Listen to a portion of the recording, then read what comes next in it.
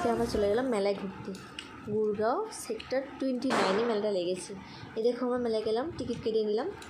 প্রথমে তোকে টিকিট কাটতে হবে, তারপরে মেলার ভেতরে ঢুকে পড়লাম।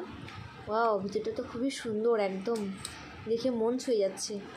আর অনেক বড় মেলা লেগেছে, সেই চারিদিকটা ঘুরে হয়তো আমরা শেষ করতে পারবো না, এত বড় মেলা লেগেছে। আর এখানে তো সবাই নাচানাচি করছে ইচ্ছে মতো, যার ইচ্ছে হবে সেই ডান্স করবে। আর রিসেন্টে দুষ্টামি জলপরিকে ধরতে যাচ্ছে, সবসময় সব জায়গায় দুষ্টামিও লেগেই আছে। চলো মেলার ভিতরটা যাওয়া যাক, পুরো মেলাটাই তোমাদেরকে দেখাবো। আর পুরো ভিডিওটাই তোমরা শেষ পর্যন্ত দেখবে। ভিডিওটা ভালো লাগলে অবশ্যই আমাকে কমেন্টে জানাবে কেমন লাগলো।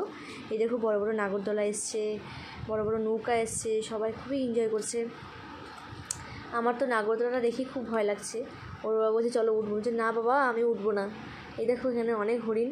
আমি তো প্রথমে ভেবেছিলাম এগুলো সত্যিকারেরই হরিণ, তারপর দেখছি না এগুলো এমনি। তারপরে তো দেখতেই পাচ্ছ বাচ্চাটা এখানে কত সুন্দর মজা করছে, আইসক্রিম খাচ্ছে। আমারও দেখতে খুব ভালো লাগছে। রিশান বলছে আমিও খাবো, রিশানের শেষে খেয়ে নিল একটা আইসক্রিম লাভার। তারপরে তো এদিকে অনেক খাবারের দোকান, বলে বসাতে পারবো না, প্রচুর। তারপরে চলে আসলাম আমরা